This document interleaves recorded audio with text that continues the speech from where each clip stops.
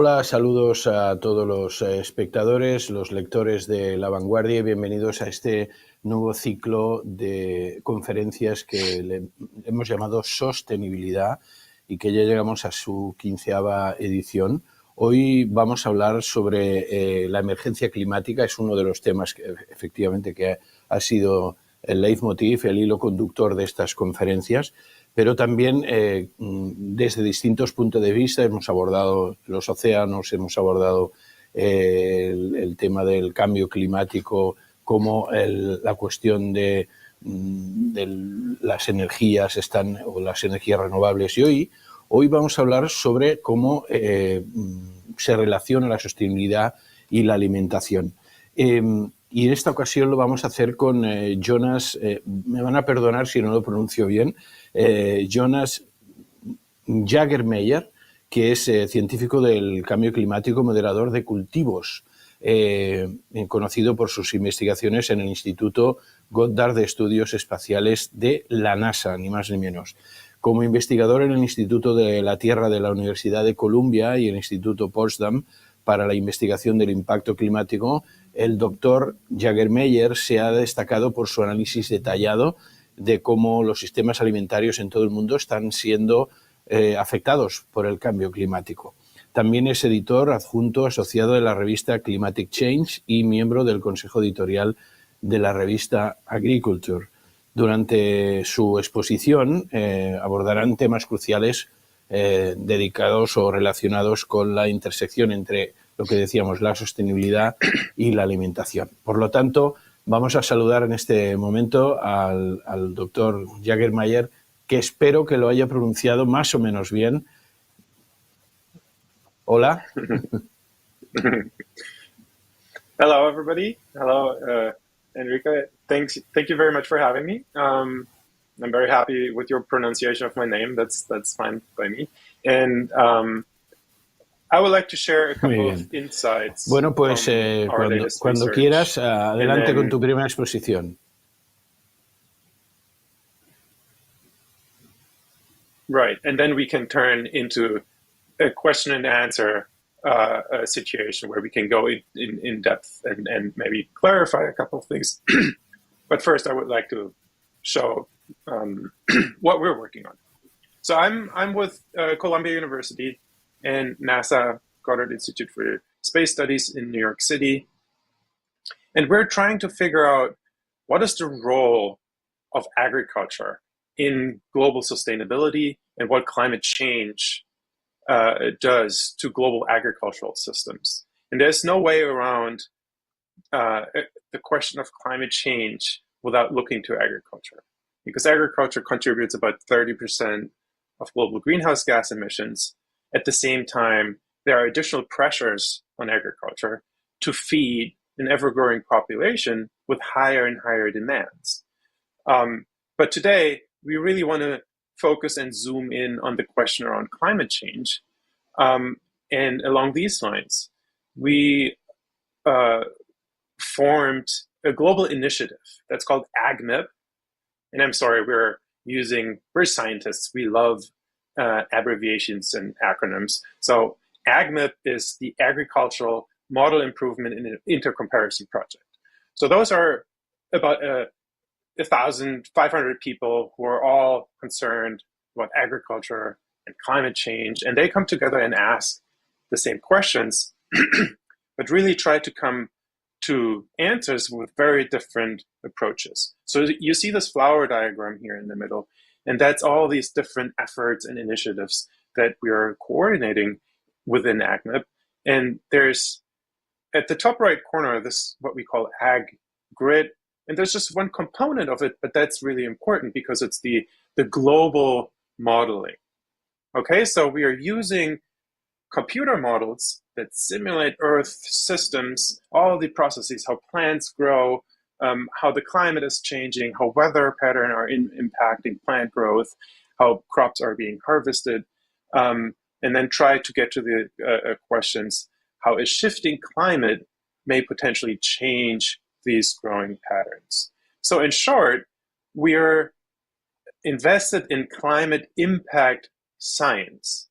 Okay, so what other people do, they run atmospheric climate models to figure out how the weather is changing, how the climate is changing. And we take that information and we translate it into impacts, climate impact science.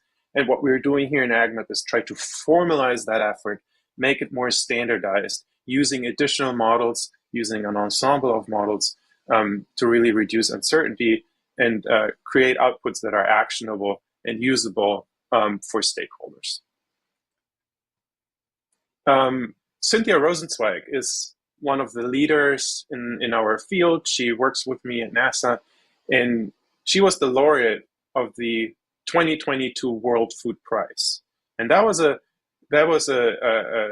major event because the prize itself recognized that sort of modeling, using computer models to develop pathways into a more sustainable future, is now recognized at highest level. So this was a big event for the whole community.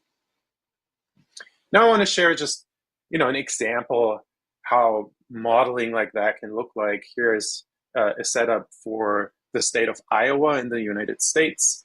We're simulating a very detailed system between maize, what we call corn in the US, and soybean, and the levels in lighting here, the brightness is the productivity in each year. So we're going through years, historical years, and we see how the productivity is changing. But this animation really highlights how detailed these models are. We can really zoom into the field level. We have the topography, we have information on what people do, management information on the ground. So these models are incredibly detailed, and we try to do that globally. As I say, mostly our focus is not at a single state or region, but in my group, we try to figure out the larger system globally. So these are results from a recent study that we published using an ensemble of models, 12 different crop models, different climate models. So we're really trying to create an archive of a very robust estimate looking out into the future by the end of the century, how climate change may end up affecting agricultural productivity worldwide. And what we see is there are distinct differences. So for example, for maize in the lower left corner, we see widespread losses in many world breadbasket regions, but at the same time, there are potential winners for crops such as wheat in higher latitudes under moderate amounts of warming. There can potentially be regions that benefit from these conditions. And that's mostly associated with carbon dioxide in the atmosphere, which on the one hand causes climate change. It's a greenhouse gas, but plants love it. More CO2 in the air helps plants to grow faster and bigger, and that's the reason why we see higher productivity for crops that are sensitive to these changes.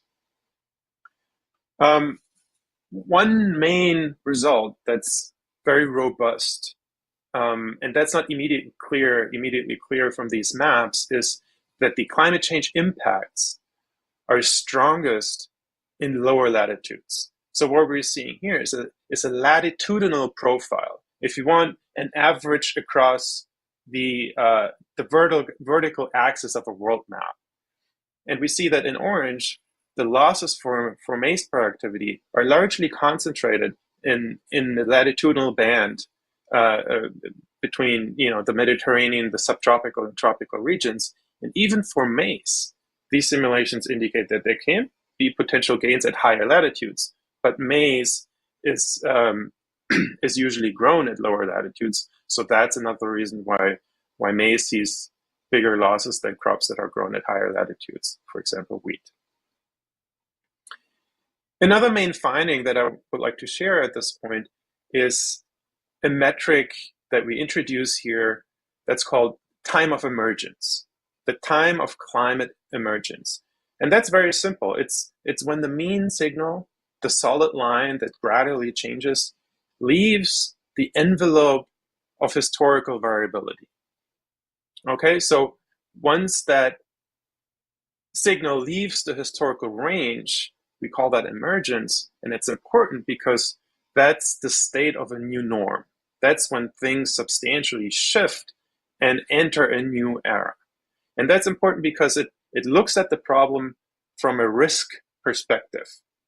So a certain variability in or a certain change in one region may mean something different if you're in a very variable context, whereas in a very stable context, a small degree of change is already a substantial shift. So if we use that metric to look at global maize productivity, we see that there's very early on changes under a high emission scenario. So within the next 10 years, these models indicate that we're leaving the historical range, which is a reason for concern. Now for wheat on the other side, we are looking at a positive change. It's still a time of emergence, but it's an increase in global productivity caused by climate change that is effectively happening as we're speaking.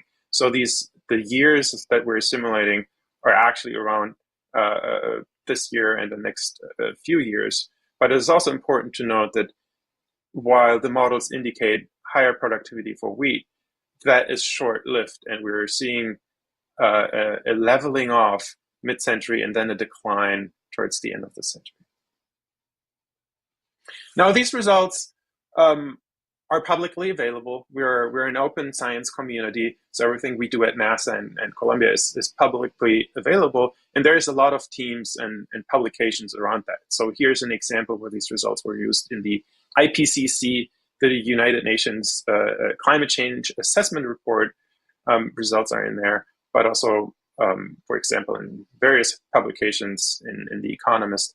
So if anybody out there would like to get their hands on these data, please reach out. We're very happy to share the data with you, and you can start doing your own climate change impact assessments. Now let's shift gears a little bit. Mean climate change impacts are one thing. They're important to know. They're far out in the future, so they're not always directly relevant for tomorrow's planning.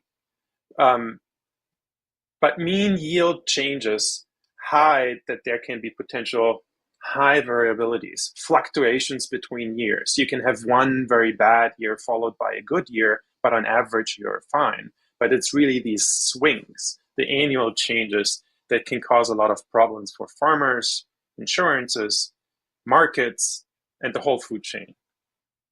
So while we see that there are distinct yield change patterns, maize faces large losses, wheat, potential gains, when we use a metric of variability, on this slide it's called CV, the coefficient of variation, don't worry about that, but it basically measures if these swings increase or decrease, okay? So, and the important point here is that even in regions where we see increases in yields, the variability increases as well. So we're facing a system that destabilizes. We're seeing a lot of fluctuations between years, which can cause problems for everybody involved in the food chain. And these maps highlight that widespread changes, increases in annual variability happen across most breadbasket regions for these two crops studied. Now, variability is another indicator that there are events that destabilize the system. And we really need to talk about extreme events in the context of climate change. And by that, I mean, for example, droughts and heat waves, but also floods and other things that are expected to occur more frequently and more intensely in the future. Just as an example here for heat waves, this is an ongoing project where we recently tried to look back in history and try to attribute the climate change signal that has already happened over the last 30 years to the anthropogenic climate change. And the models clearly indicate that the observations, so this is a composite figure of all heat waves historically observed, put on top of each other. So it's a mean climate change signal. of heat waves. And the observations are very much in line with these simulations. So the gray and green line sit on top of each other, which inspires confidence that the models do what we want to do them and that they're responding to the signal. But now in a world without climate change, these heat waves would still occur, right? So it's not that the 2003 heat wave in Europe is only related to climate change. That's not true. But these models indicate that the impacts on food systems would have been less severe. And that's what we show here. So the yellow line shows a smaller impact in a world without anthropogenic forcing, without human-made climate change, compared to these observations that actually happen. Now, this is important because we know from other people's work that the frequency and intensity of extreme events, such as heat waves and droughts, are expected to substantially increase in the future. So the gap we're seeing here between the observed and the world without climate change will only increase in the future. Now, it's also important to point out that all of these exercises and studies and model simulations that we're doing do not assume an adaptation to a new climatic reality. And that is on purpose. We're trying to figure out what the climate system itself is doing. What are the processes? Can we understand them? And then develop adaptation pathways. So it's really important to point out that there are things farmers and the food system can do to buffer. Okay, so they haven't been in these numbers that I showed before, but we're working on that in the same time. So here's a quick example how shifting the planting date and using cultivars, varieties that are potentially better adapted to climate change, can buffer some of the adverse impacts of climate change. And it's in a range of 10, 15, maybe 20% in some regions. And that may offset some of the adverse impacts, but for maize, not all of them. And the main point here on this map is that the largest potential, the shades in lighter blue, are situated at higher latitudes. And those areas that show little potential for adaptation in darker and purple colors are in the global south. So that again highlights that there's a disproportional impact of climate change in the global south with little adaptation potential. Now, my last point I want to make is that agricultural productivity, yield, tons per hectare, how much do we actually get off the field and harvest, is only one metric. What's also really important is the quality, the nutritional quality of the crop that we're harvesting. And experiments, field experiments have shown that climate change, especially higher CO2 concentrations in the air, help plants grow faster and bigger. But at the same time, they're diluting their nutritional quality. So they grow bigger, but they can't take up nutrients out of the soil at the same pace. So the amount of protein and micronutrients, such as vitamins, zinc, and iron, that we consume out of the crops, and that's really important for global nutrition, are at a lower level. And that's a concern for global nutrition going forward. And the models exactly indicate these or support these field observations that in high emission scenarios, the protein content, especially in wheat and rice, are expected to decline by about 5 to 10, 15% by the end of the century. Which again is important to factor in scenarios to sustainable food security long term.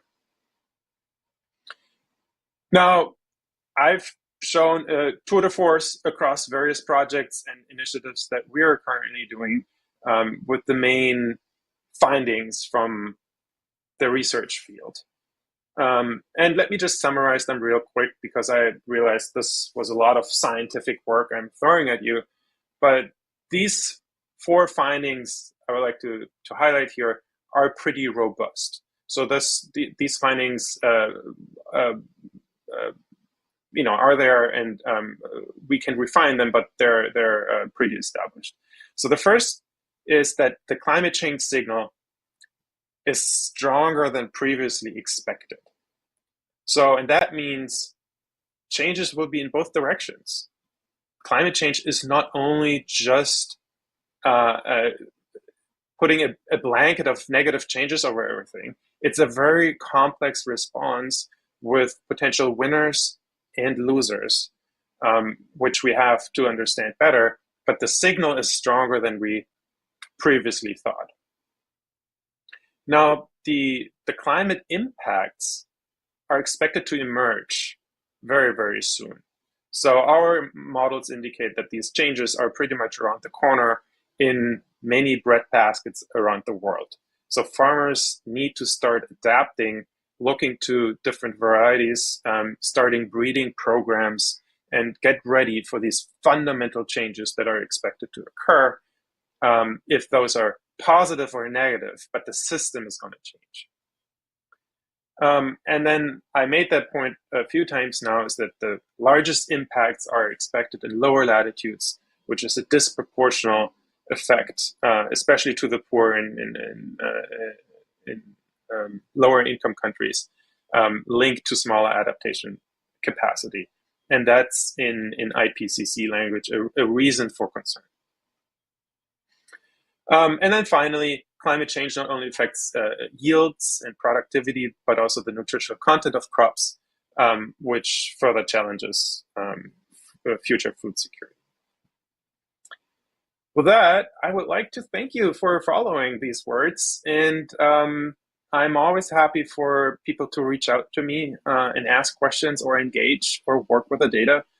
That's part of our work. And now let's see if we can dive into some of these questions a little bit more, or if there's other things you would like me to share.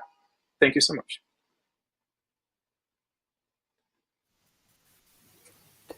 Muy bien, pues muchas gracias, doctor Jägermeyr, por esta exposición que me sugiere muchas preguntas y vamos a ir por partes, y sobre todo por esta última, ¿no?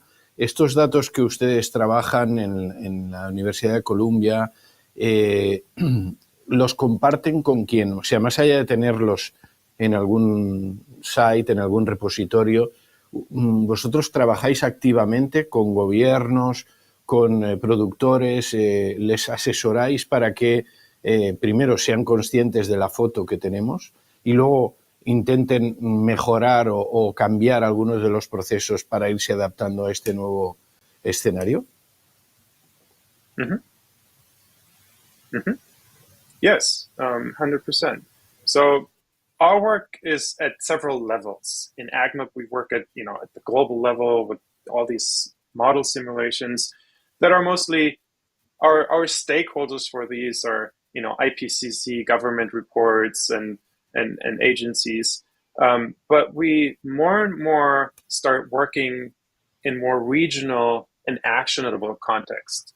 For example, in New York State, we're now engaged with the State Department and local water authorities on a project where we try to figure out the future drinking water sustainable for the city of New York.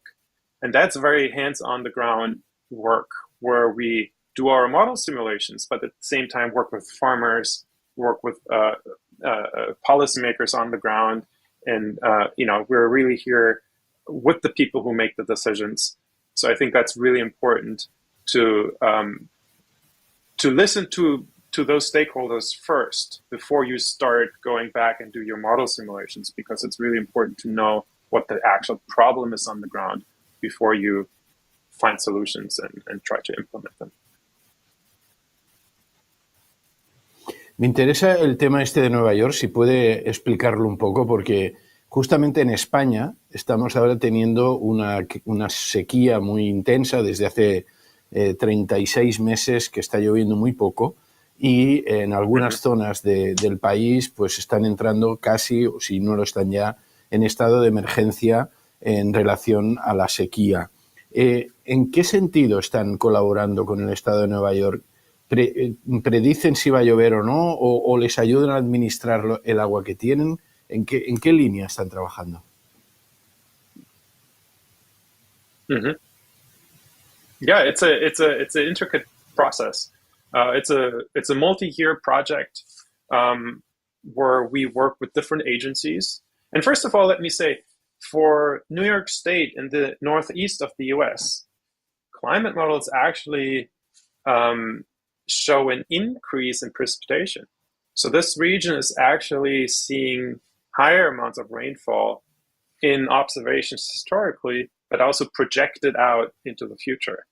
So a lot of the concerns on the ground are actually related to additional water, not so much droughts. We will have droughts, and droughts will challenge the system and destabilize the system.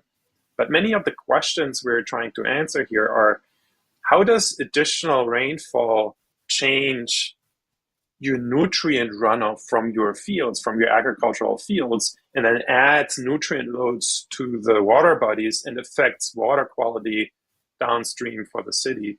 How much is erosion affected? How much does the dairy farming play into that? And there's a big shift happening in New York where it's a market and political context, but where farmers shift away from dairy farming to beef farming. So we're really on the ground with different agencies, State Department is involved, watershed counseling is involved, where it's an iterative process.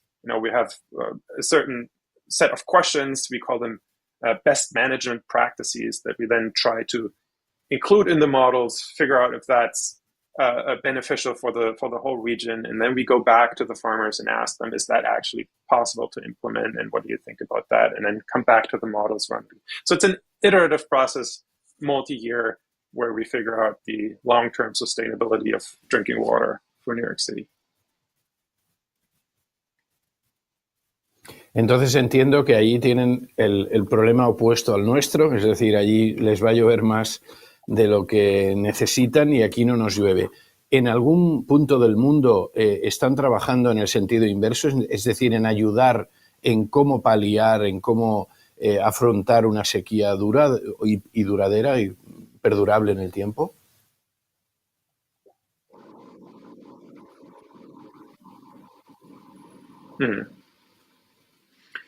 Well, yes and no.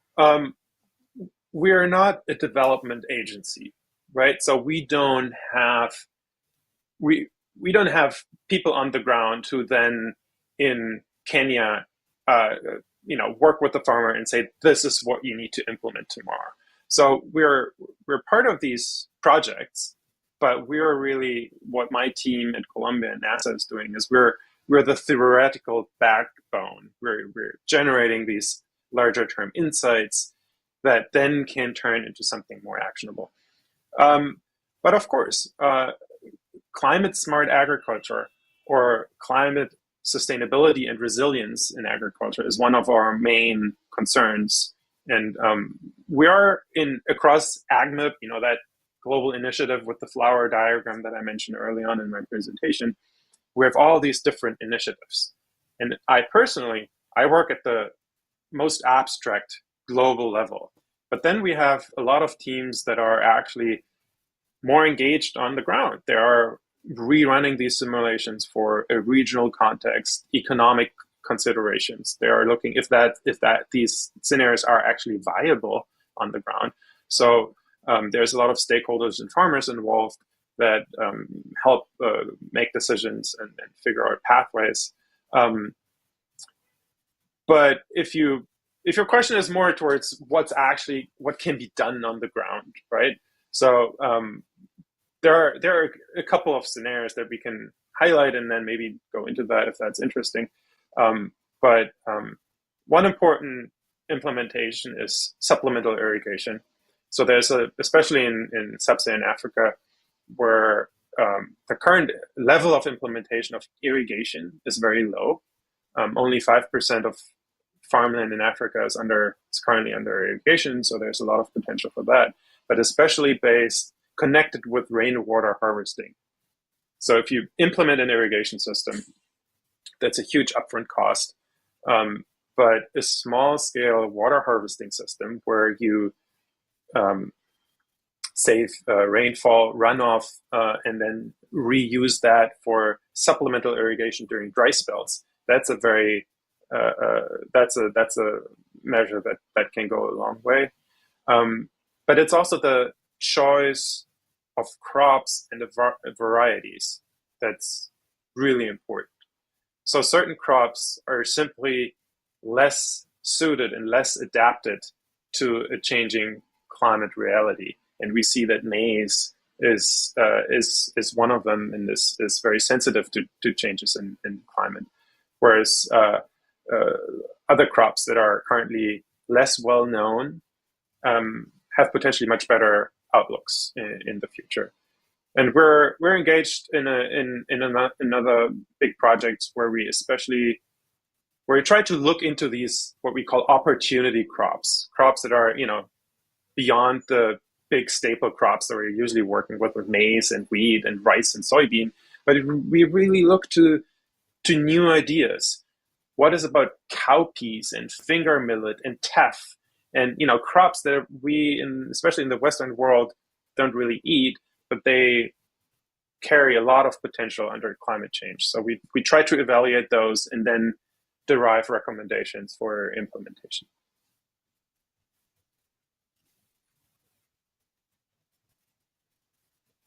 Entiendo que ustedes están en el plano teórico y por lo tanto hacen modelos de previsión y pueden informar de que hay ciertas zonas donde igual lloverá mucho, como es el caso del estado de Nueva York, y en otras donde lloverá muy poco, ¿no? Y entonces que apliquen fórmulas como las que acaba de decir, o quizás alguna otra. Aquí, por ejemplo, estamos sacando agua del mar, la estamos desalando para poderla consumir los humanos y también que se pueda utilizar incluso en el ámbito de la agricultura.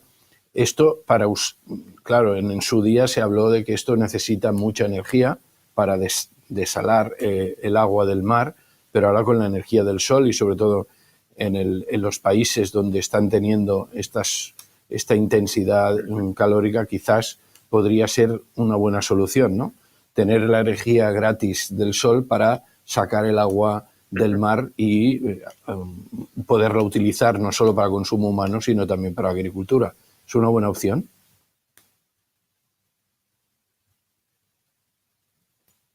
Correct. 100% on your side. We haven't seen it implemented because the technology hasn't been there. It's not efficient yet. But midterm, a big part of the solution to a sustainable food production system is to move agricultural production to where the resources are. To not try to grow crops in regions where you traditionally grow them and therefore try to maintain it, but move them to somewhere where it's more viable. And that's exactly one part of the story. If you can implement industrial scale desalination plants that are run out of renewable energy in the Middle East, in Saudi Arabia, or in regions that are traditionally not big agricultural producers, but do have the soils. So water and sunlight are only two components, but you also need the soils that can sustain agricultural production. And that's also important and often forgotten, that you need the market and infrastructure. You can't just move a production into the middle of nowhere. You need all the vendors and facilities around it. Long term, I agree with that vision. It will happen once the technology is there and affordable.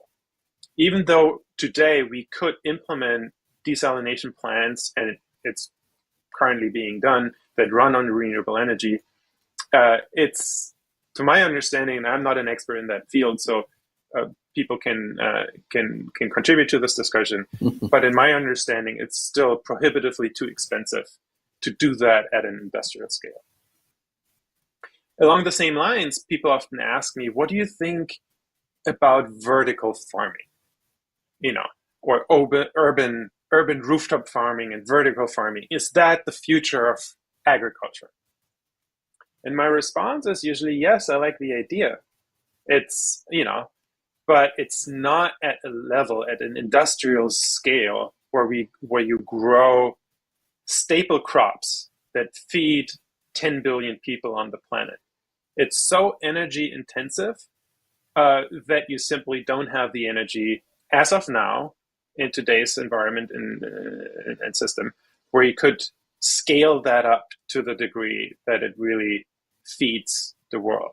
There's another interesting component to it, though, and that's a more educational thing.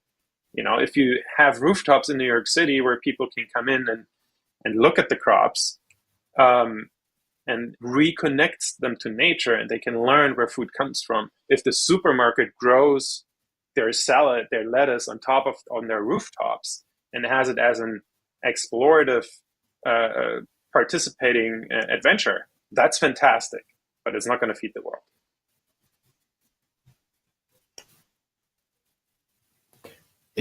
Por lo tanto, usted es más partidario de que se produzca allí donde se ha producido siempre, en cualquier caso, y si no se puede, pues cambiar ese tipo de cultivo para un cultivo más resistente a esas nuevas dinámicas que nos va a llevar el clima. Pero chocamos con las voluntades de los países. Los países, sobre todo los más avanzados, intentan ser autosuficientes en su territorio, es decir, tener trigo, tener maíz, tenerlo todo para poder depender cuanto menos de la importación o de otros países o de otras zonas. ¿Eso será posible?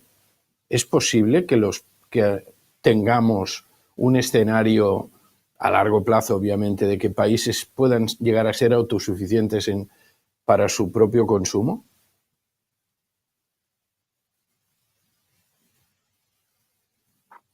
I don't think so. And I don't think that's what should be done. Some countries will be.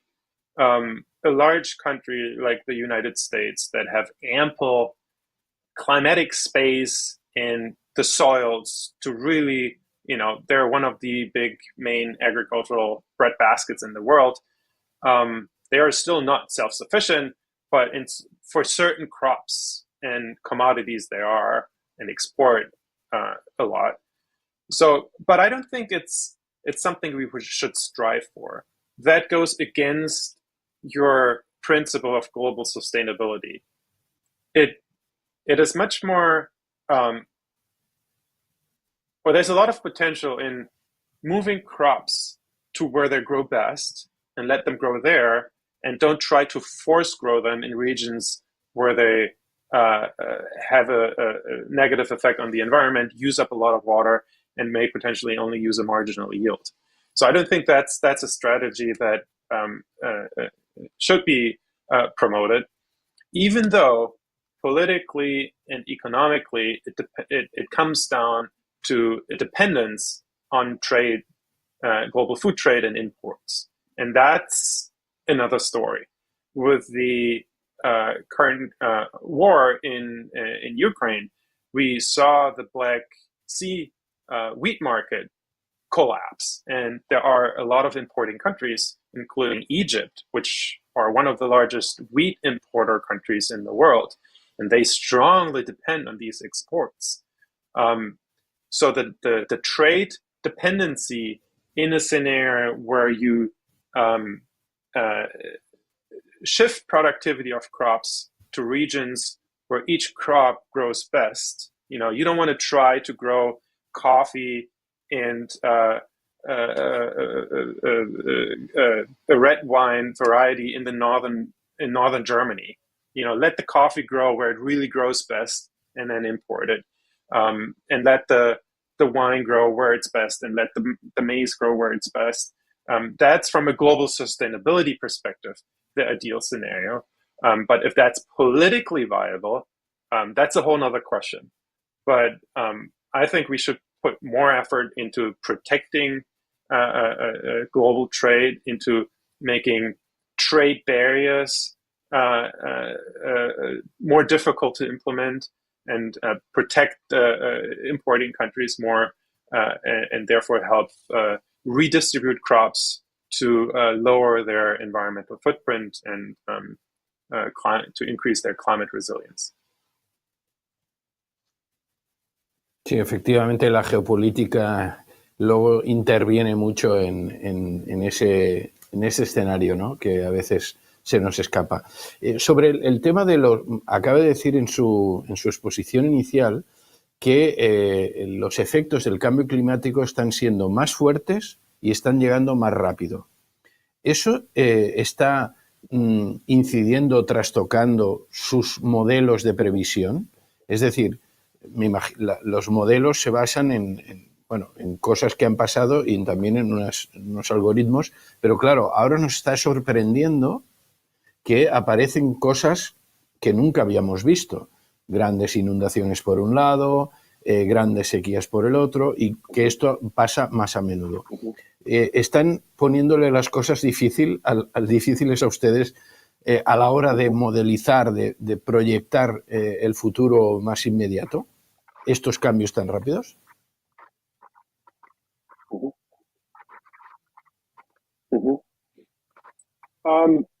Well, let me expand a little bit on the type of models we're using. There's basically 3 types of models that you can use for these kind of projections. And let me say, we're very careful with the word predictions. So I tend to say we're not using a prediction model because, a weather prediction is the next 2 weeks, something that we can really, numerically forecast. If we're looking far out into the future, we prefer to say it's a projection or an outlook. It's scenario based, right? So there's a lot of assumptions and uncertainties. So that's just on the site. But there's 3 types of models. One is a basic empirical model trained on historical conditions, a regression model, if you want, right? So it looks at historical yield observations and temperature and say, oh, if temperature goes up, your yield may go down.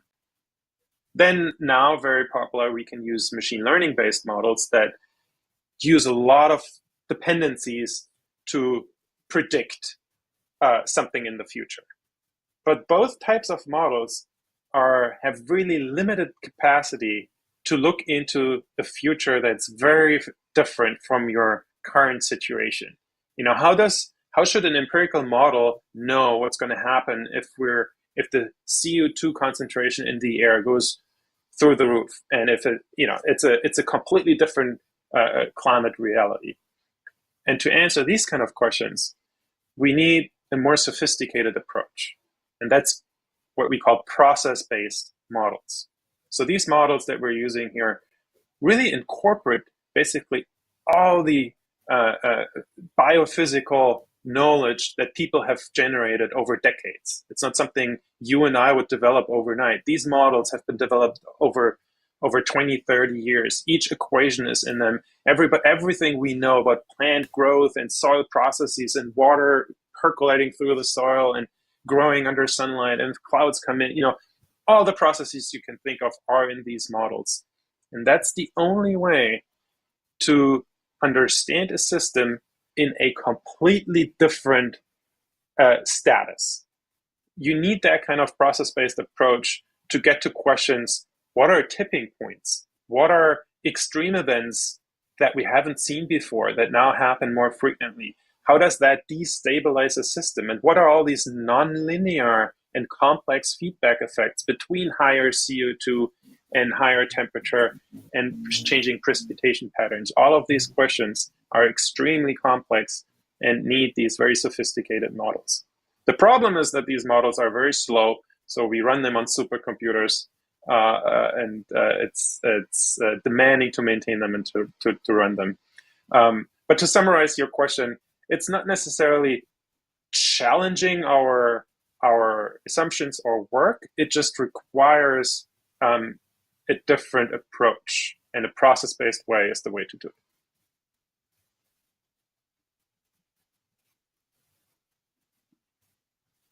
Le quería preguntar sobre la cumbre del clima que se ha cerrado recientemente en Dubái, que ha llegado a algunos compromisos. Bueno, algunos esperábamos más y se ha quedado un poco a medio camino. A usted, en relación a los modelos que ustedes proyectan y a lo que están viendo, ¿no?, que nos va a venir, ¿cree que lo que se está hablando en las cumbres del clima, en esta última, están yendo en la buena dirección en el sentido de que van a ser efectivas, de que están realmente creyendo que lo que ustedes, investigadores como las investigaciones que hacen ustedes, se están teniendo en cuenta? Mm-hmm. Well, let me first say that that's a little bit outside of my comfort zone because I'm not a climate policy expert. I don't go to the COP conference, to the conference of parties, and sit in the room and negotiate government commitments. We're doing the research behind the scenes, right? We're creating evidence that then ideally leads into these decisions and that stakeholders carry to the table and say, look, these guys have found out that climate change affects agriculture. Now let's do something about it. Okay, so I'm a little bit on the sidelines here, but regarding the recent COP, what was really important is that for the first time, they acknowledged that the food system is a substantial component of the climate change problem and the solution space. And that is the first time. So it was a big step forward in helping to make the agricultural system and the food system more generally more sustainable and more climate resilient. As I said earlier, the food system in total, and that's not just growing crops, but everything from agricultural production to transporting it, to processing it, to shipping it out, to selling it, and then the food waste, all of that together is about 30%. It's a third of global greenhouse gas emissions. And that was recognized. So it's important to talk about that and develop pathways to decarbonize the food system. However, that's a really daunting challenge. That's really, really difficult. Agriculture is one of the hardest sectors to decarbonize and make more sustainable. Okay, you can use a tractor that is potentially driven with a battery, so it's an electric vehicle, and therefore it can run on renewable energy. But the tractor, the fuel of the tractor, is only part of the problem. You know, the system itself, the fields emit greenhouse gases. When you clear forests to start growing soybean, for example, which happens a lot, that process releases so much carbon that goes up into the atmosphere, and it's really difficult to capture or reduce. So the question how we can make agriculture and the food system with all its components more sustainable is not quite clear yet. There are scenarios and ways that people suggest, but it's extremely difficult to implement. But it is a great start to see that at highest level at the COP, it was recognized, formally recognized by all countries now that agriculture is part of the problem as well as part of the solution, or it must be part of the solution. Estamos acabando, pero no me gustaría acabar sin preguntarle de su experiencia y del trabajo que ustedes realizan. ¿Tiene algún ejemplo de que se ha llevado a la práctica en algún lugar del mundo algunos cambios que vayan en la dirección buena gracias a sus investigaciones, gracias a sus modelos de, no, ya sé que no le gusta decir predicción, pero de modelos de futuro? Mm-hmm.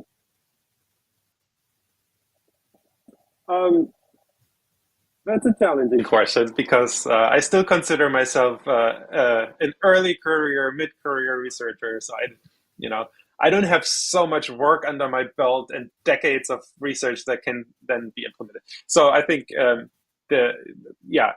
first of all, there isn't a lot, because a lot of work we're doing is theoretical. So, the fruits that we generate is a scientific paper, is a report, is something that stakeholders would pick up, and so it's more on the theoretical side.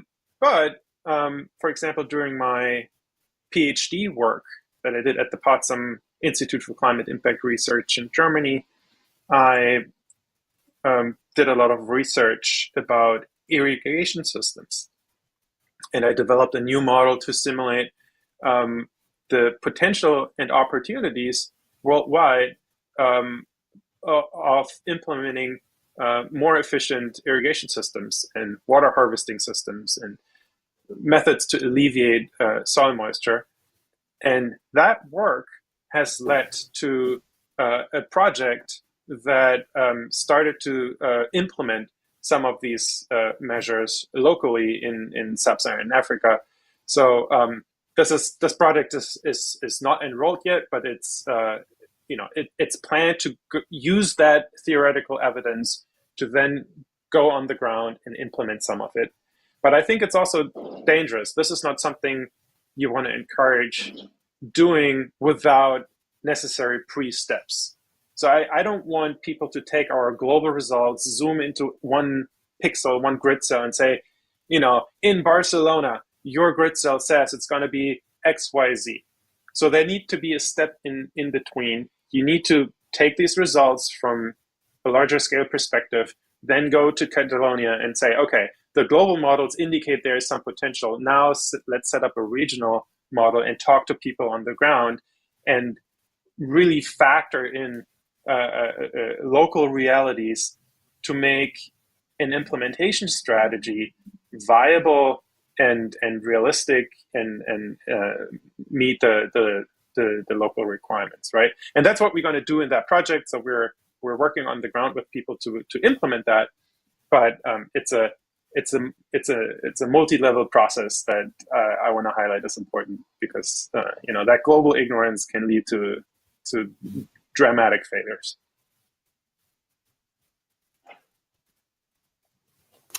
Muy bien, pues doctor Jonas Jägermeyr, muchas gracias por explicarnos su trabajo, un trabajo muy interesante y un trabajo que nos puede ayudar a todos a mejorar y sacar el máximo de rendimiento de nuestro entorno y sobre todo ser conscientes de la situación en la que estamos. Y eso es lo principal, lo primero que nos debemos fijar para luego tener un buen diagnóstico y luego a partir de ahí ver hacia dónde evolucionamos. Le agradezco mucho que haya estado con nosotros, con La Vanguardia, durante este rato. Mucha suerte y feliz Navidad. Thank you so much. Thank you so much. Excellent questions. And I really enjoyed being here and promote the work we're doing, and very much appreciate it. And wish you all happy holidays. That's how we say it in the US. Thank you.